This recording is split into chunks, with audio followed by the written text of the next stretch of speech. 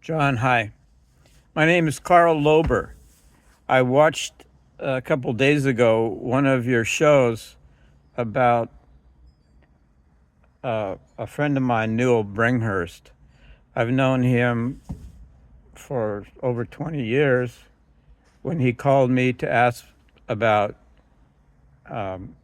Eldridge Cleaver, I saw your show with him, and I was impressed with it. It was so great. Um, and I thought, there's been a dilemma that I've been thinking about recently. It started a couple years ago when my daughter wanted to go on a mission, or was thinking about it. And I didn't really support her in that, although I've been a member since I was 23 years old. And I don't know if you remember, but I was the man that introduced Cleaver to the church and introduced him to Cleon Skousen, who I had met several times, and he was also my teacher at BYU. So my daughter wanted to go on a mission, and I didn't support her in that because I felt like she'd have to say the Book of Mormon was true in the sense that it's a history. I believe that it's an amazing book. It helps a lot of people, but it's kind of like a book by Dostoevsky. It's got a lot of truth in there. It's got, but it's not a real, true history story. You know what I mean? So I've sort of been conflicted on that because I think that the church does a lot of good. It's amazing, as you know, having been associated it for most of your life. It's got 10 million or so. How many active members? I've seen it in about 40 different countries: South America, Europe, Asia, India. So I know the church has had many dilemmas in the past, and you've talked about these things. So I would like to see it resolved rather than just try to, destroy the church, basically. You know what I mean? And it's a difficult question. I think a lot of the brethren understand. They probably believe like I do,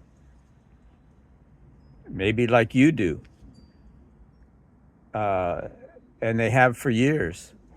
So I don't know how it can be resolved, but I would like to talk about it. And I could give you a lot of details. It's kind of interesting because I was with Cleaver in 1968. I was working in the Peace and Freedom Party. Basically, my story and about Cleaver's was written in two pieces for Dialogue and one from the Journal of Mormon History that Newell wrote. I can send you. You can see those online, but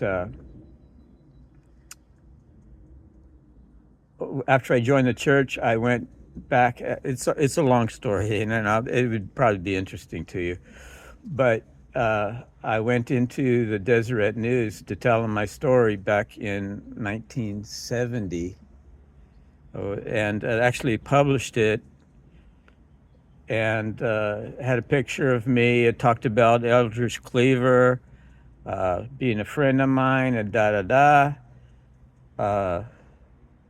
and I was going to tell them about my own experience, but they didn't really write it in detail. I had something, I would say, almost exactly like Joseph Smith's born again experience, you could say.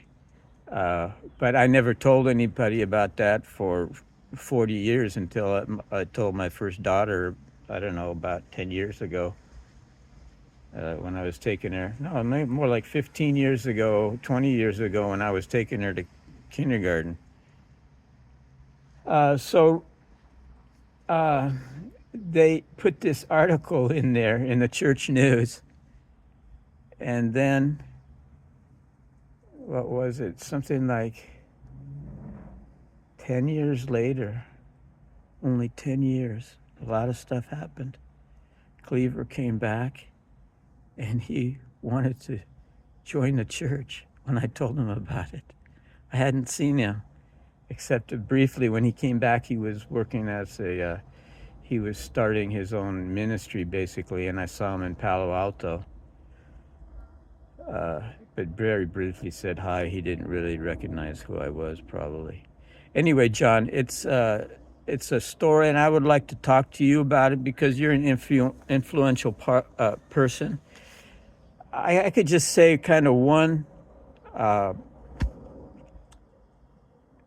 something that I thought about for years. It's the story of Santa Claus. That I guess there's some. You probably have children. I don't know how you dealt with this. It's not a true story, but it doesn't hurt anybody. And I kind of look like, I feel like the story of the Book of Mormon, for instance, is kind of like that. Anyway, I look forward to talking. I hope we can get together. I'm retired. I could come to Salt Lake if it works out best. Thank you.